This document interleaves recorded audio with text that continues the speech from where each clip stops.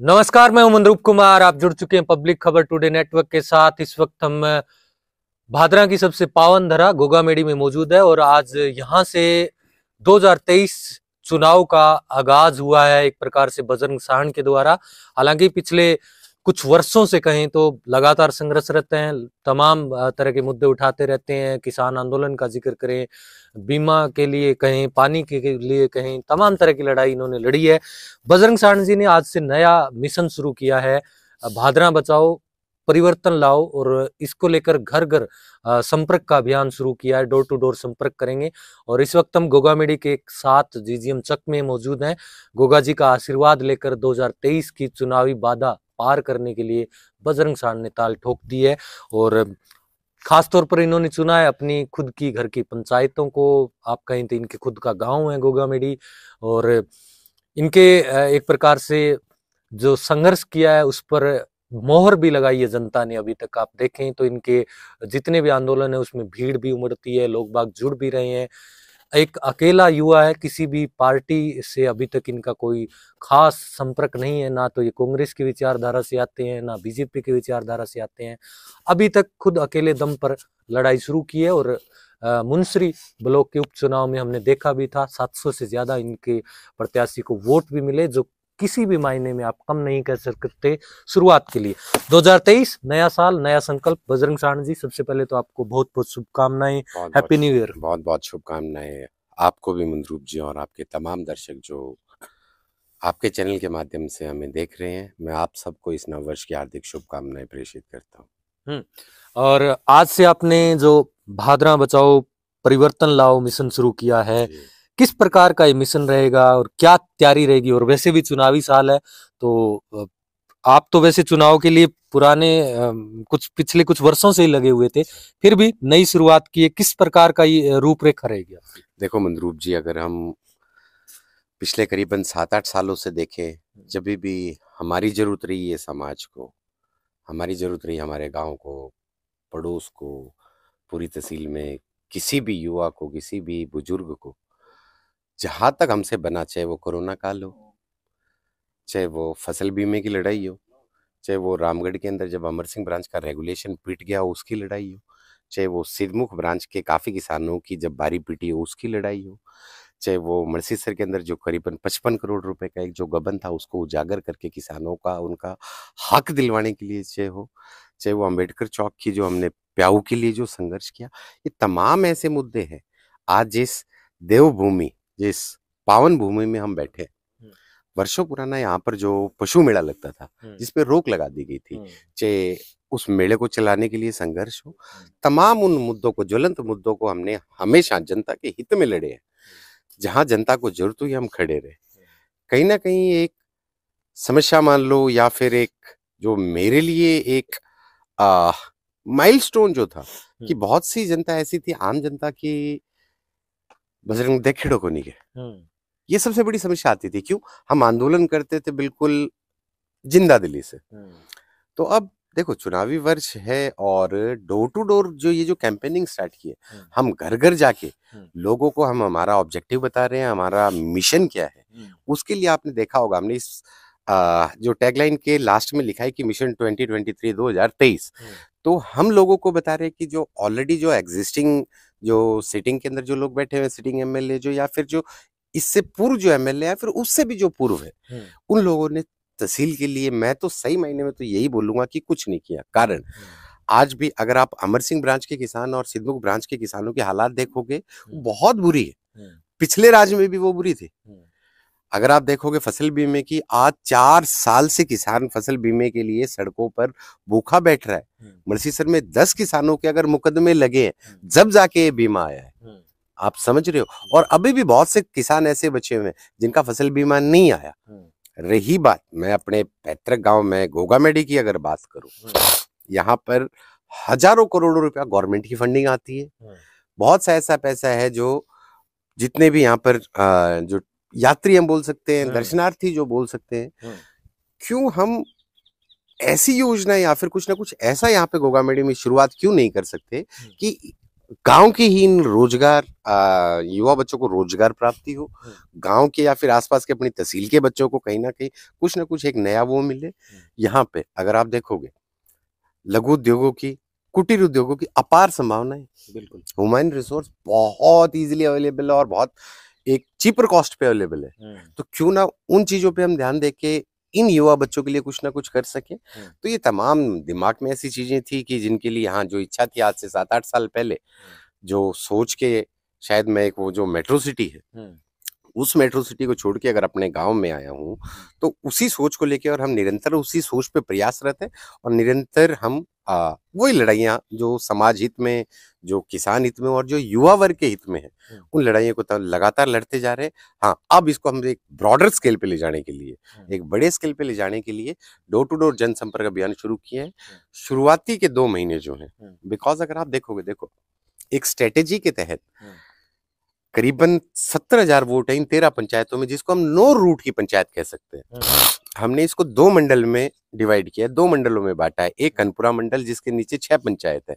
कनपुरा है, अपना मुंसरी है, सरदारगढ़िया, भरवाना, खचवाड़ा और नेठाना, प्लस रामगढ़ मंडल में एक हमने इसको बांटा है। रामगढ़ मंडल के अंदर 7 पंचायतें जो परिसीमन की है, जो एक तरीके से हम ये कह सकते हैं कि ये वो एक्चुअल में तो वो है तो नौर की, परंतु विधानसभा क्षेत्र लगता है भादरा। पंचायत समिति के किसी भी काम के लिए यहाँ से भागना पड़ता है, परंतु नौर और सुनवाई इन दोनों जगह कहीं भी नहीं है। तो एक वो दर्द मान के चल सकते हैं। टैल का जो अगर आप किसान देखोगे, टैल का किसान हमेशा से ही तंग रहता है। पिछले राज में भी वो सड़कों पर बैठा था और इस राज में भी। तो आने वाले समय में मेरे माँ बाप, मेरे बुजुर्ग शायद सड़कों पर ना बैठे, शायद वो इन छोटी छोटी चीजों के लिए उनको आंदोलन ना करना पड़े, तो उस चीज के लिए अब हमने ये राह पकड़ी है। ये आपका मिशन जो घर घर जाने का मिशन है, ये पूरी विधानसभा क्षेत्र में कब तक एक प्रकार से फाइनल हो जाएगा कि आप पूरी, क्योंकि आपने शुरुआत अपने घर से की और वाकई में करनी भी चाहिए घर से शुरुआत, क्योंकि जब हम घर से मजबूत होंगे तो बाहर हम अपना एक दिखा पाएंगे कि हम बहुत मजबूत हैं। जी देखो जी, एक चीज बहुत अच्छी है हमारे क्षेत्र की मनरूप जी, इससे पहले से हमारे महंत रूपनाथ जी जब चुनाव लड़े थे, उससे पहले हमारे क्षेत्र से अगर सुखदेव जी भी जब चुनाव लड़े थे, आप एक चीज देखो, जो वोटिंग परसेंटेज इन 13 पंचायतों ने जो दी है वो बहुत हमेशा से, मतलब एक हम इसको क्षेत्रवाद भी कह सकते हैं। हालांकि तहसील के अंदर इस शब्द का एक गलत तरीके से इस्तेमाल किया जा सकता है, परंतु हाँ देखो, एक आपको अपनापन मान लो या फिर कुछ भी मान लो, ये पंचायतें हमेशा, अगर इन पंचायतों से अगर कोई आता है, दूसरा ये 17,000 वोट है, यानी कि करीबन 35% वोट जो है पूरी तहसील का सिर्फ ये 13 पंचायतें कवर करती हैं। दूसरा, डोर टू डोर का जैसे मैंने बताया, ये हमारा पूरी तहसील को कवर करने का एक प्लान है। शुरुआती 2 महीनों में हम सिर्फ 13 पंचायत कर रहे हैं, कारण अगर नेठाना, रामगढ़ और पल्लिका 3 गांव ऐसे हैं, करीबन 30,000 वोट है 3 पंचायतों में। ठीक है, तो ये बड़ी बड़ी पंचायतें हैं।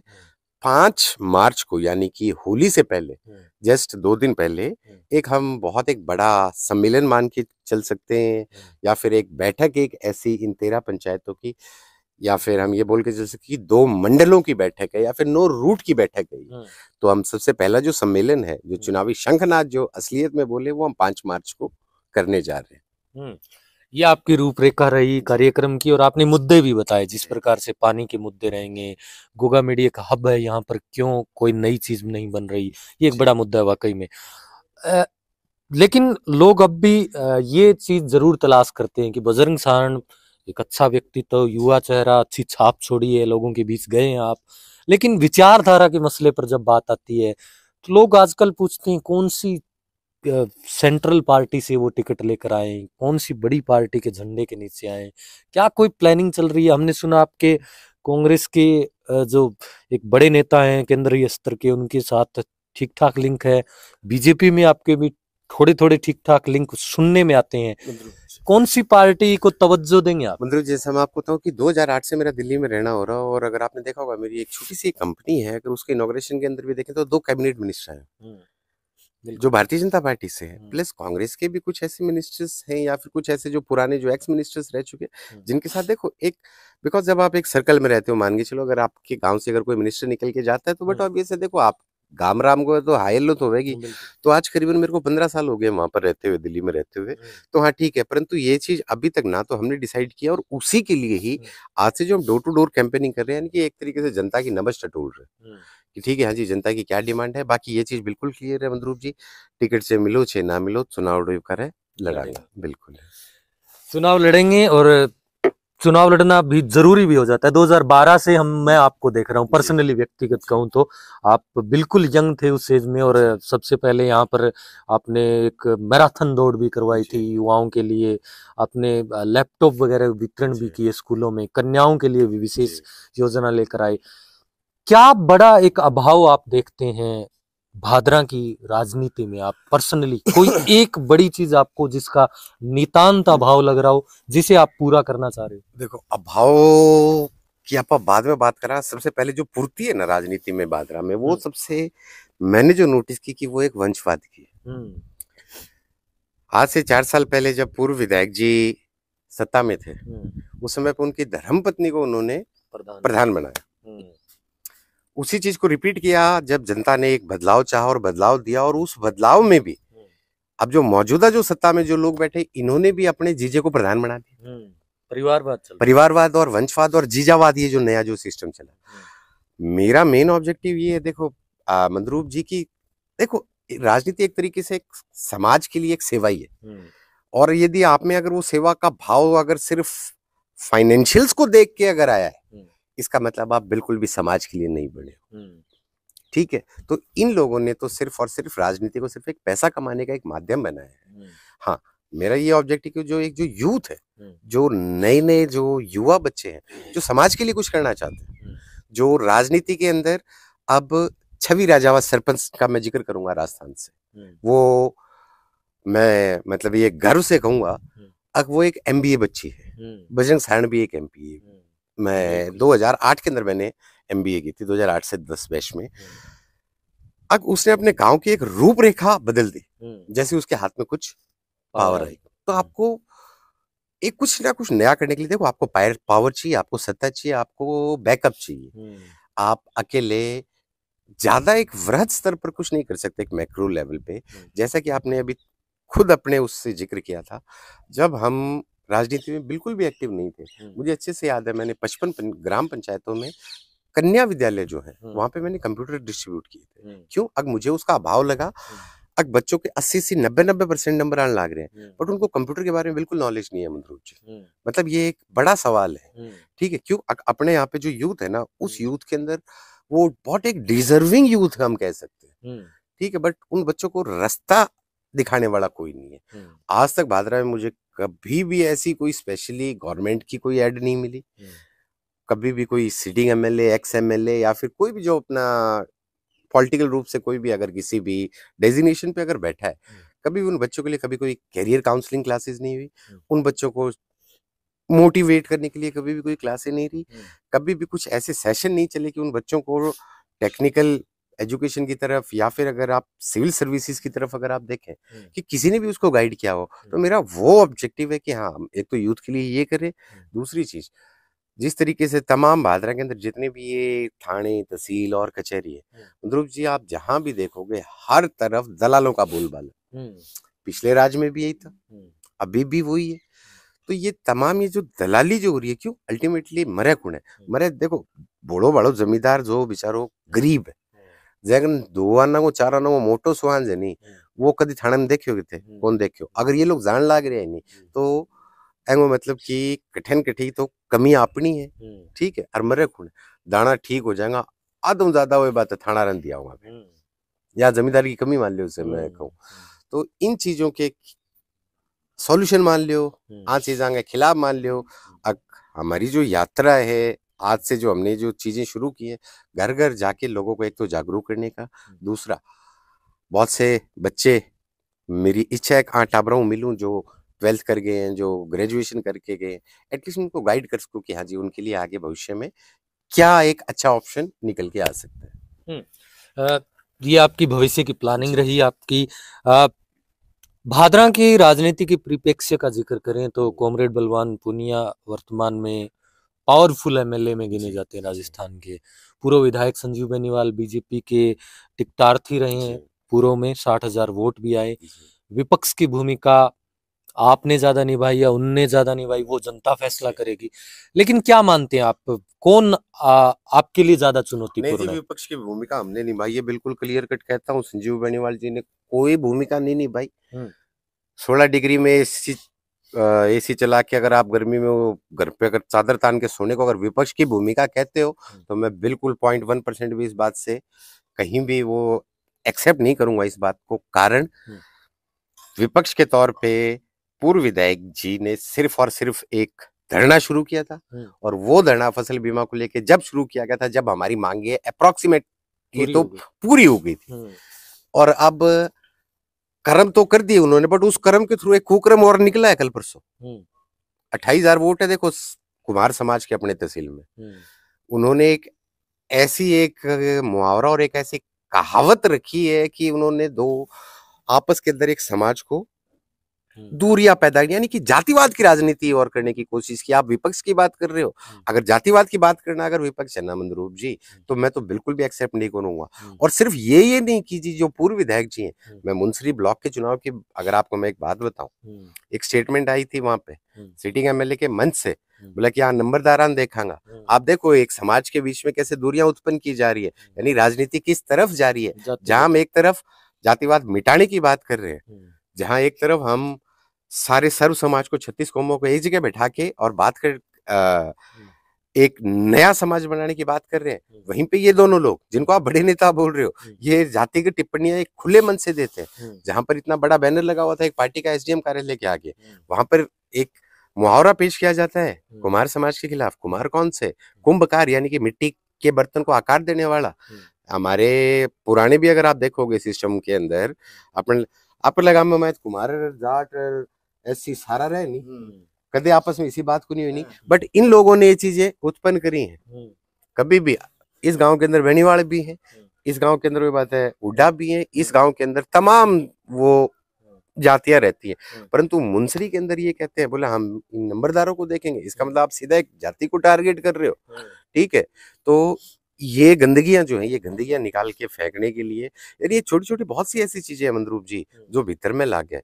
और इन्हीं चीजों के समक्ष, हाँ मैं एक चीज में बिल्कुल क्लियर कट कहूं, हर तमाम दर्शकान है, अगर मेरा जितना भी कार्य करता है वे सारा आज तक कभी भी हमने कभी भी जातिवाद की बात नहीं करी, और हमें गर्व है, और ना ही हम करेंगे और ना ही होने देंगे मंदरूप जी।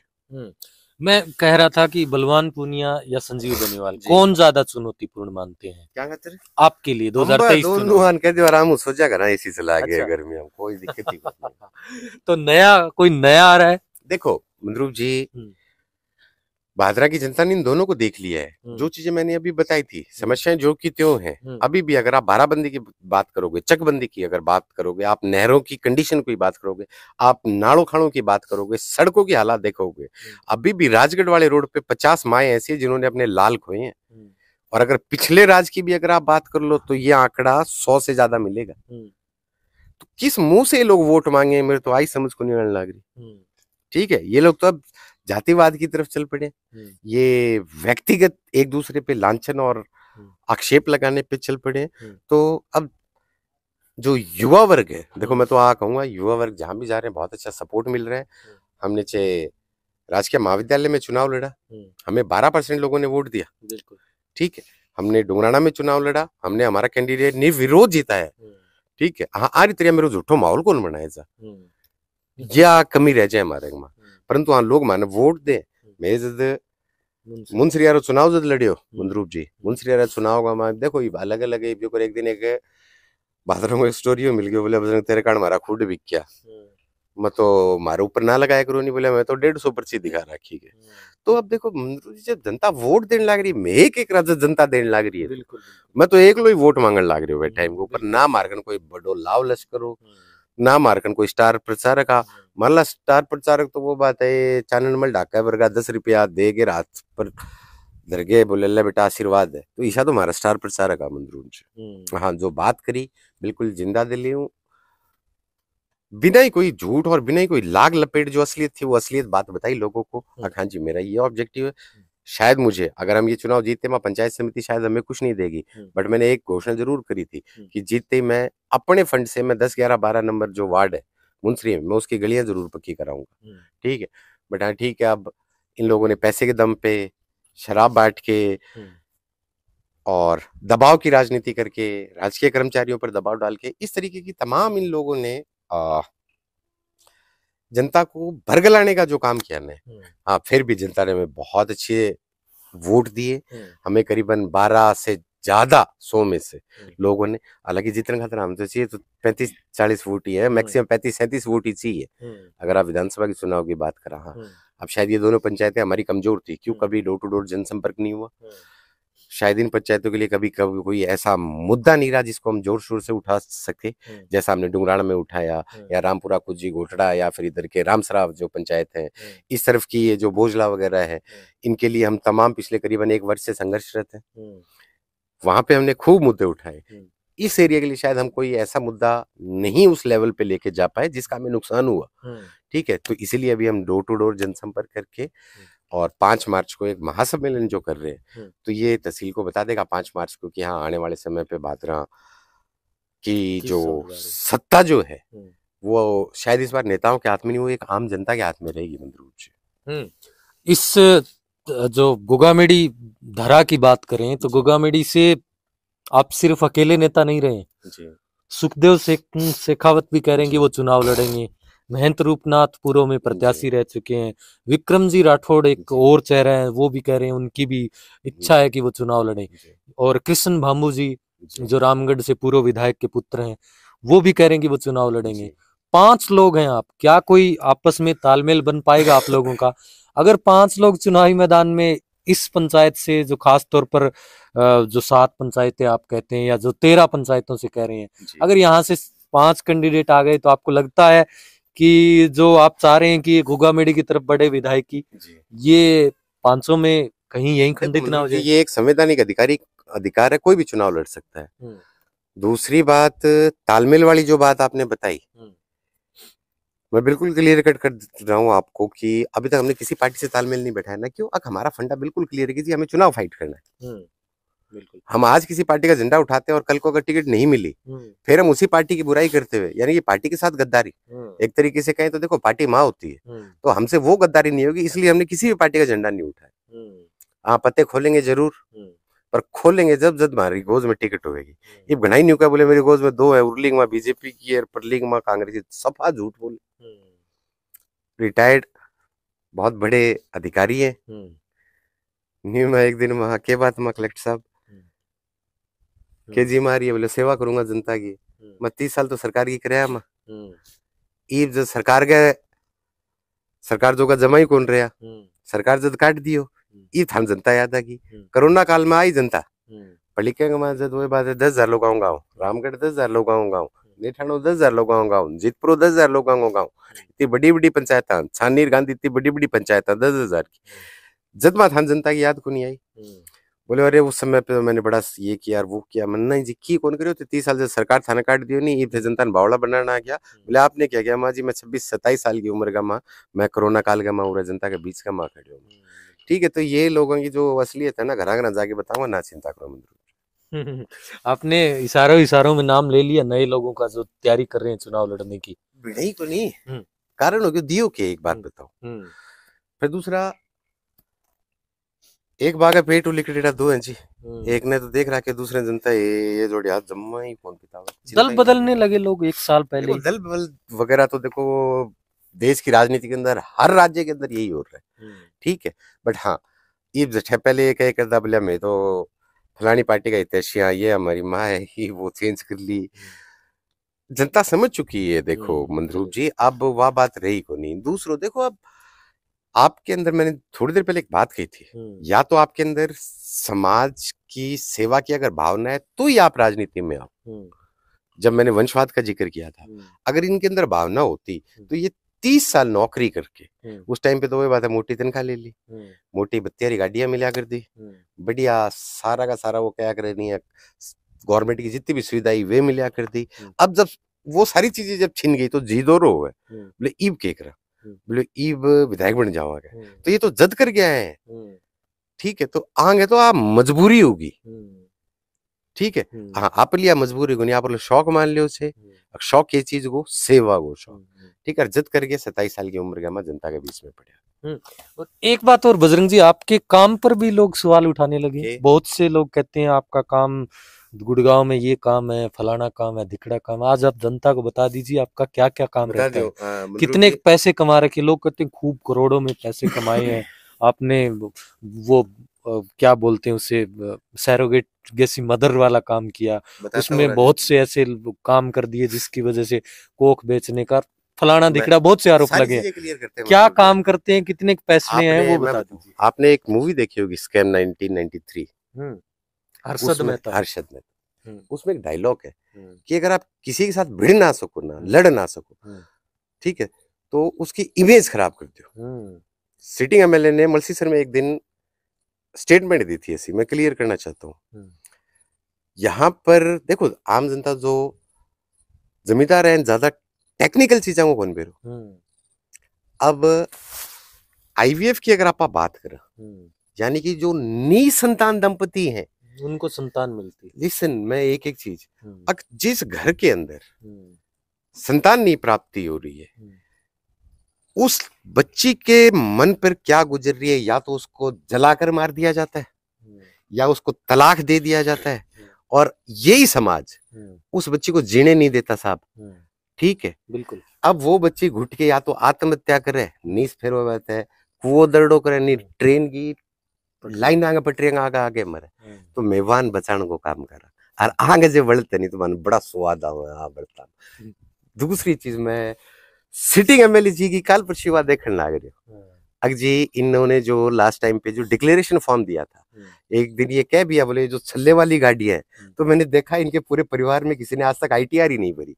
तो मैं इनको बता देना चाहता हूँ, जी पहले तो की शो धंधो करो, आप टापरान क्यों मांगण खाने जोगा बना, ठीक है, कि कमाओ, कि ढंगो काम करिए, लोगों की जेब पाड़न को काम ना करो। और दूसरा ये जो आक्षेप लगावे या फिर ये जो लांछन जो लगावे, नहीं, मैं दोबारा बताऊं, जिसको आप जो सरोगेसी जो बोल रहे थे, आईवीएफ के अंदर ये बहुत एक वृहद एक वो है, ठीक है। अब इसके अंदर एक बच्ची आई थी, मेरे को अच्छे से ध्यान है, करीबन 23 या 23.5 साल, 24 साल की उम्र में, और उसकी शादी हुई थी 21 साल में। अब उसके घर वाले उसको तलाक दे रहे थे, क्यों? बचपन से उसके यूट्रस नहीं था बेचारी के। क्या गलती है उसकी?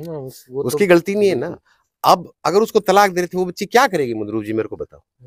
वो बच्ची अल्टीमेटली उसके पास मरने के अलावा कोई और सॉल्यूशन नहीं है, ठीक है। क्यों? अब उसको उसके परिवार ने, जिस घर में वो ब्याही गई है, वहां से वो लोग बोल रहे कि जी तुम्हारा काम की कोनी, एक एसेट बना दिया आपने इंसान को, ठीक है। अब जब वो बच्ची मेरे पास में आई तो मुझे खुशी है कि आज उस बच्ची के घर पे एक 6 या 7 साल की हंसती खेलती गुड़िया है, और आज वो पूरा जो परिवार है वो परिवार हमने पूरा किया है। तो ये वो काम अच्छो है बुरो है, बिल्कुल अच्छा। तो फिर ये तो कह लग रहे नहीं, आन चक्री कटाऊंगा ना, चिंता करो। चलिए, रही बात पीसा की रुको, हाँ देखो मंदरूप जी, मुझे नहीं लगता कि चुनाव लड़ने के लिए आपको कोई अंधा पैसा चाहिए। हाँ, जिस तरीके से इन्होंने मुंसरी में दारू और पैसे बांटे थे ना, इन लोगों को शायद ज्यादा पैसों की जरूरत पड़ सकती है। क्यों?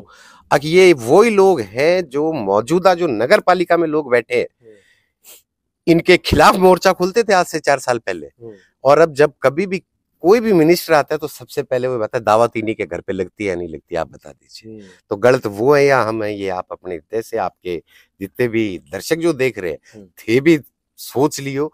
अब ये वही लोग हैं जो वंशवाद की खिलाफत करते थे, ठीक है। आज अपने बहनोई को इन्होंने प्रधान बना दिया, इसी नगर पालिका की खिलाफत करते थे, बोलते थे हम 480 करोड़ का घोटाला निकालेंगे, और आज उसी को दोबारा नगर पालिका की कुर्सी पे बैठाने के लिए, और भी बात है, जनता के साथ लड़ रहे।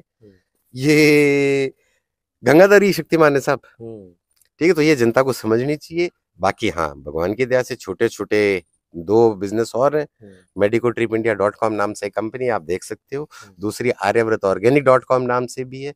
इन दोनों कंपनीज के अंदर भी हम सेवा करते हैं।